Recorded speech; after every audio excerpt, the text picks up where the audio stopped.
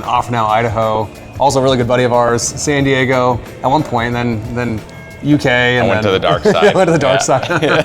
Yeah. Ryan just presented an incredible presentation, one of the breakout rooms on sales, and you call it the step out process. Yep. Tell me a little bit about what you guys figured out, because this is pretty different and incredible. Yeah, so basically what we found out is we can increase our average deal size by not having our acquisition reps look at comps prior to the appointment. So they are not comping, they're actually going in completely blind to the seller appointment, which allows them to focus on the seller, their situation, building that trust, doing a manager step out call, talking over the numbers and strategies, then going back in and trying to close the deal. It's very counterintuitive. How did that come about?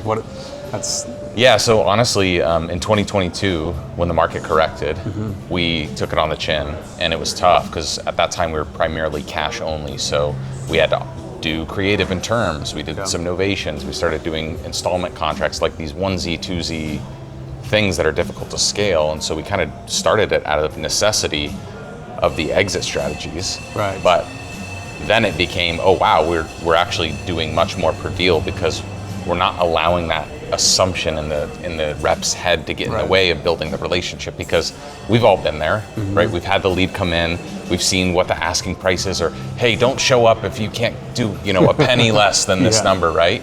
And we make an assumption in our head of like, oh, that's not going to convert, but we're not even giving the seller a chance to tell us they're behind on taxes, they have credit card bills, they're in a divorce, and we totally self-sabotage ourselves. We end up anchoring higher, and then the deal just gets compressed right from the start. So, that's how it works. It's unbelievable, the prejudging that happens, right? It is, Everyone calls it qualifying. Yeah, right. exactly. And the reps, they don't want to go out and drive 40 minutes away and go into one they don't think they can sign, right? And so there's this kind of a race of minimal energy, if you will. Totally. Kind of trying to conserve it, because there's other deals they're working on, of course, right? And so they prejudge. That's fascinating. You're just taking that out of the process and calling in. I imagine scaling that's a challenge. That's the biggest challenge. You've been successful in that, right? You have 3 people in the team that can actually do that, which is impressive. How did that happen? So, kind of out of necessity, like Corey went on paternity leave, so we had to. It was then we were down to me and a half person that we were training up, but somebody that has a really high cognitive ability, like an analyzer profile. They're not the salesperson, but they know enough about the sales process to know when it's followed and not followed. Right. Then we would just feed that information in audio messages after every step out call over Slack, so that person could learn what it was like. Yeah. So. How did you get your reps to get on board with this? What a change. Yeah, they're not going to like it. They're not going to like it. If you try to do this, they're going to fight you for a while on it. But I think it's when they've been called out on an assumption that they've made, and honestly they lose the deal to somebody else, and they either didn't even go on the appointment, or like they high anchored, or and then they find out that they lost the deal. Yeah. Honestly, those are like the losses that you need to feed back to your team to get them to buy in. Yeah. So now having the manager step out process and being able to run different strategies, it gives them more confidence that like, hey, I can laser focus on the relationship side of this. Right. I don't have to worry about the numbers at all. Right. I can call somebody in my back pocket, and now I can be the advocate on behalf of the seller. I can remain in the third person. Yeah. Hey, when I step out, are you guys, what if he says that he can do, 275 to 285? Is that, are we even close? Or, what can I do so that I can fight for you to get you your number? Yeah. And it puts them in a whole different, they let their guard down. We can actually get to the truth and have an honest conversation if we're a good fit or not. And it's more collaborative. Exactly. Yeah. Sellers are going to feel like, hey, look, Ryan or whatever rep's out there is on their team. Yeah, because when they know that you're the numbers guy and you have the decision power, there's going to be inherent friction there. Yes. Right? Yes. They're like, you're going to be the person that I need to haggle and I need to wear down. Yeah. Right. Conversely, when it's someone, the manager on the phone, but hey, I'm working with you, let's try to make this work together. Yeah. It's a whole different feel. Yeah, so our deal sizes have increased huge. We're at, I think, 42,000 now. Wow. And we were 20,000 in late 2022, early 2023. That's unbelievable. So you doubled it. Yeah. It's a whole different business. Yeah, it's a whole different business. You're in a different business. Especially with inbound leads, man, I'm telling you, you're leaving money on the table if you're not doing some kind of process like this, because you cannot, these are people that are contacting you, you cannot make assumptions before the appointment or even at the appointment about what they'll accept. You probably have less what we call pukers, where you went out to the appointment or didn't go out to the appointment, it was in your database and someone else bought it and you're like, how did they get this deal? And it was in your database. Tons. Puke all over yourself. All the time, all the time.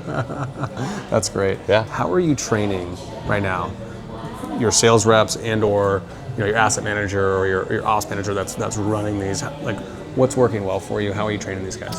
So whenever we bring on new salespeople, we always bring them on together in a class. We've noticed the feedback loop of learnings. They'll learn from questions that they didn't even think to ask, and vice versa, and it really accelerates that. Operations, I think those are a little bit trickier on how you bring those up to speed. And a lot of that just comes down to your process documentation. How sophisticated are your modules and all that stuff. Yeah. How big is the team now? We're 16. 16. Yeah. And you guys run a sizable business for 16. Yeah. Yeah. Where do you think the next level of growth is for you guys? So we're at 3.6 top line this year, and we want to get to 7 million next year, which is ambitious, and then 10 million the year after that. Great. Yep. So 3.6, 7, and then to 10. Yep. What marketing sources, what channels are you really doubling down on and focusing on? Yeah, so we use DM Force with you guys. We use PPC Force with you guys. Yeah. Those have been awesome channels. We also do a fair amount of outbound, so cold calling and texting still produce I saw that for was us. 39% or 40%. It's 39% of our revenue still. Wow. And then we do TV and PPL, believe it or not, still actually works for us. Yeah. I bet because you have that outbound hunter mentality, PPL is a little bit more natural. Totally. Because it probably feels like, oh my gosh, someone actually applied to get a look at an offer or sell a house versus just all cold. I'm a big believer in outbound. I don't think that it should be the cornerstone of your business, but you should always have some amount of it. Yeah. Otherwise your reps get spoiled. They do. I feel like our reps have gotten they've gotten a little satiated, if you will. Yeah, and like I cold called for 3 years Yeah. as an engineer before I did this full time. Yeah. So like back in my day now, it's like it's a serious thing because you understand how much it costs to produce an inbound lead and how valuable it is versus... And you max it out, you squeeze it. Exactly, yeah. Yeah, I think that's a challenge. We've had a lot of reps that we brought in and they're great. Yep. But all they know is inbound. And so they even will, they have a taste preference, if you will, of the PPC sell my house fast versus the PPC competitor term. Yep. You know what I mean? They'll pick up on it quickly. Oh, okay, yeah, it's a competitor term. Not as valuable as the sell my house fast. So they even will start to prioritize beyond that. It's the satiation is high. They've eaten a lot. What do you think is the leading, like when does a closing percentage for a rep become too high where you're like, oh, they might be cherry picking some of that stuff? Yeah, I mean, I think anytime you get close to that 30%, Okay. it just means that there's probably more appointments that could have gone on now. If you're doing creative solutions and other stuff, maybe 30% is more baseline and maybe it's more like 40 if you have more than just like a cash type offer. But if you're going mostly cash, flip, or for wholesale, I think in the second you start moving up to 30%, you're probably overqualifying. Yeah. I think you should be down closer to the 21 to 25% range for that. That's and then obviously, if you're doing creative, maybe 30 becomes closer to your baseline, 40 might be then too high. I think it depends on your exits. Yeah.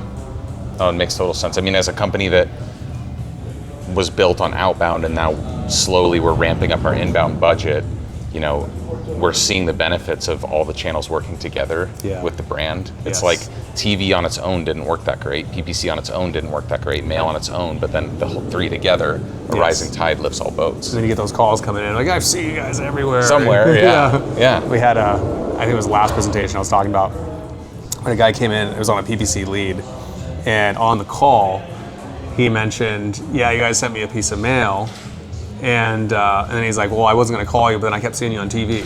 So it was a PPC lead, but it was a direct mail and TV all at the same time. Yeah. And that's why he had called, and he's like, otherwise I wouldn't have done it, right? And it was funny because you get that, right? You have that synergistic effect of these channels that amplify.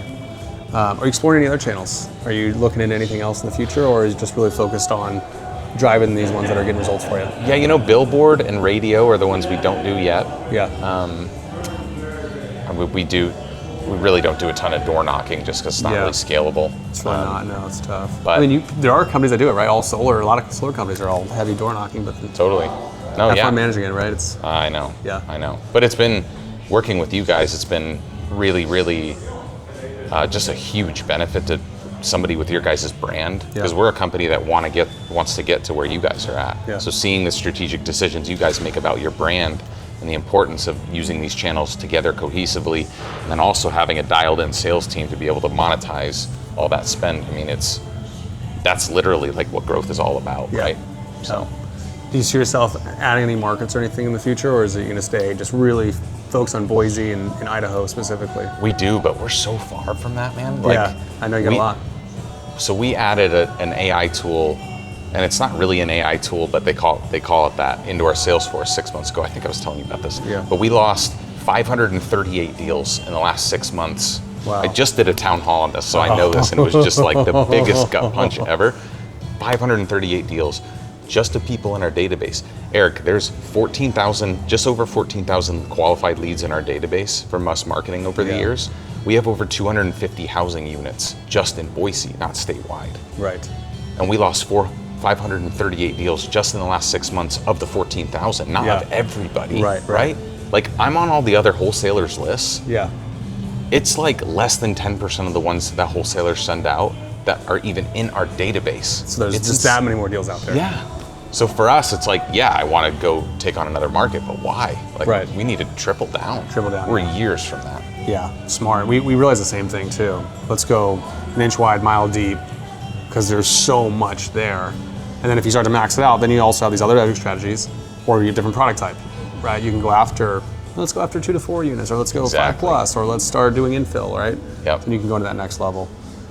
Talk to me a little bit about social as we wrap up here. I see in you everywhere. You've been very consistent, and you have a lot of really great content. You're getting some traction too. How's that journey been? Yeah, it's been tough because I don't like talking about myself, so it's a little bit unnatural for me. Yeah, it's tricky, right? But as far as private money raising, especially, like, all my friends and family members, we send out a monthly email of like, hey, here's our private money opportunities. And we always get people from that email because I have that digital resume. They come back to that, and they see that. I've noticed that the social,